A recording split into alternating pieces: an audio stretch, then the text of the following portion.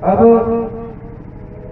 बाबा तुलसी लिखते हैं कि जब तेरा ब्याही घर आए, मुद मंगल सब देत बधाई।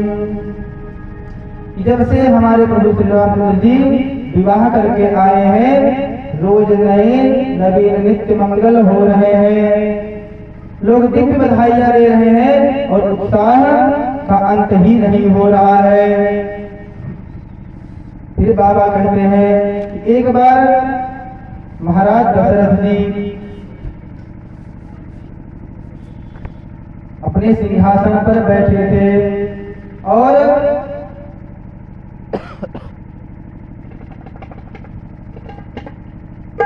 उनका मुकुट थोड़ा सा टेढ़ा हो गया था और दर्पण बना करके महाराज दशरथ जी अपने मुकुट को सही करने लगे। जब मुकुट को सही करने लगे तो उनको अपने बाल में, अपने चेहरे में एक श्वेत केश दिखाई दिया। श्वेत केश को देखते ही महाराज बहुत ही आश्चर्य पड़ गए और मन ही मन सोचने लगे कि अब मुझे राजपाट को छोड़ना होगा। और वहीं पर वशिष्ठ महाराज जी बैठे थे। वशिष्ठ महाराज जी से बात बताते हैं। वशिष्ठ महाराज जी ने तुरंत ही कहा कि वह अपने बेटे, बड़े बेटे भगवान श्री रामचंद्र जी को बुला करके राज्याभिषेक करा दो। लेकिन महाराज दशरथ जी ने कहा कि अभी नहीं, कोई शुभ मुहूर्त देख करके राज्याभिषेक करेंगे। और जितने भी राज्य में मंत्री लोग बैठे थे, सभी की अभिलाषा है, कहते हैं कि सबके उर अभिलाषु असु, कहीं मनाई महेशु, अप अच्छत जुगराज पद, राम ही देव नरेश। जितने भी महाराज मंत्री बैठे हैं, प्रजा बैठी है, सभी के मन में है कि महाराज दशरथ राम जी को राजगद्दी दे दें। लेकिन महाराज दशरथ कहते हैं कि कोई उचित शुभ मुहूर्त देख करके राम को राजगद्दी देंगे।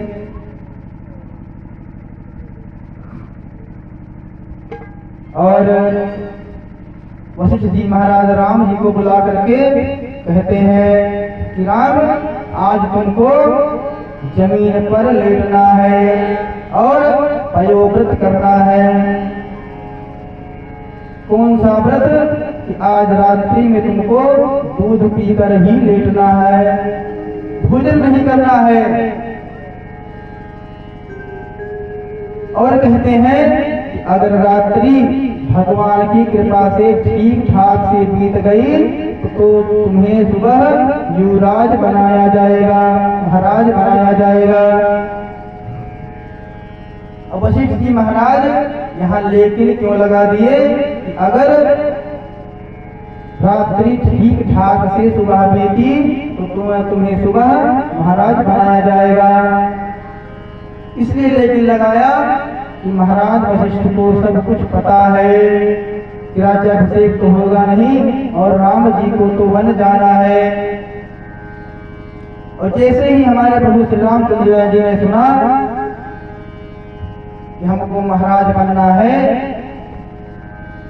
बहुत ही परेशान हो गए और मन ही मन विचार करने लगे कि अगर मैं यहाँ राज सत्ता संभाल करके बैठ गया तो हमारी माता जो शिवरी है, जो वर्षों से हमारी इंतजार कर रही है, उनकी प्रतीक्षा कैसे पूरी होगी। और हमारे भक्त जो केवट हैं, उनको दर्शन में कैसे दूंगा। कई लोग कहते हैं कि राम जी ने वनवास किया रावण को मारने के लिए। अरे भगवान चाहते तो अयोध्या से बाण मारते और रावण का अंत हो जाता। भगवान कभी भी एक काम के लिए अवतार नहीं लेते। कहते हैं विप्रधेनु सुर संत हित लीन मन अवतार निज इच्छा निर्मित तनो माया गुण को पार। कि भगवान जब भी धरती पर अवतरित होते हैं तो सिर्फ भक्तों के प्रेम के लिए ही अवतरित होते हैं। विप्र यानी की ब्राह्मण, धेनु यानी की गाय, संत यानी की महात्मा और पृथ्वी मैया। जब इन चारों पर अत्याचार बढ़ जाता है तो भगवान का अवतार होता है। इसलिए कोई ये नहीं कहेगा कि भगवान श्री रामचंद्र जी रावण को मारने के लिए बन गए थे। भगवान के जाने का मात्र एक ही उद्देश्य है कि महाराज दशरथ हमको अयोध्या का राजा बनाना चाहते हैं। और जो किसी भी व्यक्ति को बिना तप किए हुए, बिना साधना किए हुए कुछ प्राप्त हो जाता है तो उसका मूल्य नहीं रहता। इसलिए हमारे प्रभु श्री रामचंद्र जी ने राजपाट संभालने से पहले तप करना उचित समझा। दूसरी बात यह है कि हमारे पिता महाराज दशरथ राजा हैं, तब रावण वहां राज्य कर रहा है, तब तो ठीक है। लेकिन राम राज्य में किसी भी रावण की आवश्यकता नहीं है। इसलिए हमारे प्रभु श्री रामचंद्र जी ने राजगद्दी संभालने से पहले रावण का अंत करना उचित समझा। इसलिए भगवान बन गए। एक ये भी कारण है। भगवान सोचते हैं कि अगर मैं यहाँ राजगद्दी संभालूंगा तो हमारे भक्तों को दर्शन कौन देगा। तो भगवान ने तुरंत सरस्वती माता को आज्ञा दे दिया और सरस्वती माता आकर के मंथरा की बुद्धि को भ्रमित कर दिया। कहते हैं कि नाम मंथरा मंदमती चेर कई कई के आज से टटारिता ही कर गई गिरा मती फेर। मंथरा गई और कैकेयी के मती को फेर दिया। यहाँ पर भगवान कहते हैं कि हमारे बन जाने पर कैकेयी माता का कोई दोष नहीं है, क्योंकि एक रामायण में ऐसी बात लिखी गई है, वो महाराष्ट्र की टीका में लिखा है कि एक बार महाराज दशरथ और माता कैकेयी रथ घुस जाकर के विहार करने के लिए निकलते हैं। तीनों रानियों में से धनुष चलाना और युद्ध करना माता कैकेयी के ही सिर्फ आता था और किसी रानी को नहीं आता था। इसलिए कहीं भी विहार करना होता, युद्ध करना होता तो महाराज दशरथ कैकेयी को ले लिया करते थे और माता कैकेयी को ले जा बैठा करके विहार करने के लिए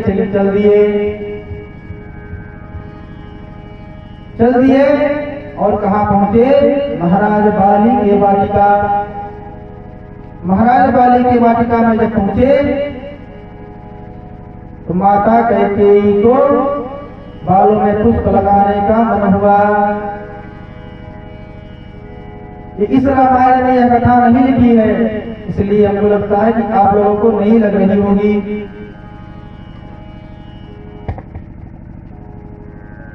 और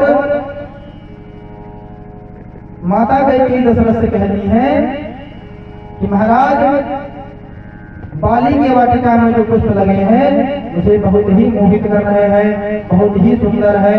कृपा करके आप पुष्प को तोड़ कर लाइए और हमारे बालों में लगाइए।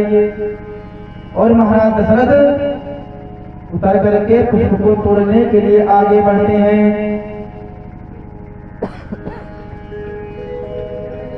उसी बीच जो बाली की वाटिका थी, बाली के जो दो दूत वाटिका के पहरेदार बने हुए थे, महाराज को रोकते हुए कहते हैं कि यह वाटिका महाराज बाली की है और आप वाटिका से पुष्प नहीं तोड़ सकते। महाराज ने दूतों की बात को नहीं माना और जबरदस्ती वाटिका में हल करके पुष्प को तोड़ लिया और दूत रोते हुए महाराज बाली के पास गए। जब महाराज बाली के पास पहुंचते हैं तो महाराज बाली तमतमाकर उठकर महाराज दशरथ के समक्ष युद्ध करने के लिए आ जाते हैं। महाराज बाली जैसे ही महाराज दशरथ के समक्ष आए, महाराज दशरथ ने युद्ध के लिए ललकारा तो बाली कहता है कि महाराज हमारे परंपरा में राजा महाराजाओं से युद्ध नहीं किया जाता। बाली कह रहा है। तब महाराज दशरथ कहते हैं कि ये लोग मुकुट उतार करके मैं धड़ दे रहा हूँ और अब मैं राजा नहीं रहा, मुझसे युद्ध कर लो। और बाली के अंदर दिव्य शक्ति प्राप्त थी। जो कोई भी व्यक्ति बाली से युद्ध करने जाता, आधी शक्ति बाली के अंदर समा जाती और महाराज दशरथ की आधी शक्ति जो थी वो बाली ने खींच लिया और महाराज दशरथ परास्त होने लगे। जब महाराज दशरथ परास्त होने लगे तो वहां से भगे और माता कैकेयी रथ को चलाने लगी। और क्या हुआ कि जो राज सिंहासन का मुकुट था वो महाराज बाली के वाटिका में छूट गया। एक ये भी कारण है कि महाराज श्री रामचंद्र जी का राज्याभिषेक नहीं हुआ, क्योंकि राज मुकुट तो था ही नहीं। इसलिए भी माता कैकेयी सिर्फ इस बात को जानती थी कि मुकुट जो है वो महाराज बाली के वाटिका में छूट गया है, महाराज बाली के पास मुकुट है। और महाराज दशरथ ने कहा था कि यह गुप्त बात किसी को पता ना चले, इसलिए माता कैकेयी ने बहुत बड़ा त्याग किया। यहाँ पर इस बात को किसी के समक्ष नहीं प्रकट किया, अपने अंदर ही दबा के रखा और इतने बड़े अपजस को अपने माथे पर ले लिया। माताएं गांव में कहती हैं कि राम का वन और कैकेयी का अपजस। यह बात परम सत्य है कि राम के वनवास जाने पर हमारी माता कैकेयी का कोई दोष नहीं है, क्योंकि भगवान के मर्जी से ही सब कुछ होने वाला है। भगवान जो कुछ भी करते हैं वो भक्तों के हित के लिए ही करते हैं। और महाराज दशरथ कैकेयी के पास जाकर पहुंचते हैं और कैकेयी माता महाराज दशरथ से भगवान श्री रामचंद्र जी के वन गमन की प्रतिज्ञा लेती है। कहती है कि हमारा बेटा भरत राजगद्दी संभालेगा और श्री रामचंद्र वन की ओर जाएंगे, 14 वर्ष के लिए वनवास जाएंगे। महाराज दशरथ कहते हैं कि तुम चाहो तो मेरी प्राणों को ले लो, लेकिन हमारे प्रभु श्री रामचंद्र जी को वन की ओर जाने के लिए मत कहो। महाराज दशरथ कहते हैं कि अगर हमारे जीवन से राम निकल गया तो समझ लो कि हमारा प्राण का अंत हो गया। तो कैकेयी कहती है कि अगर राम वन चले गए तो तुम्हारा प्राण अंत हो जाएगा, और सुबह होते ही अगर राम वन नहीं गए तो मेरा प्राण अंत हो जाएगा। कैकेयी माता कहती है। महाराज दशरथ बहुत ही असमंजस में पड़ गए और वहां से उठ करके अपने कक्ष में गए। कक्ष में गए और राम राम कह करके रोने लगे। आइए हम सभी भी भगवान राम संकीर्तन महाराज दशरथ की कला करते हैं।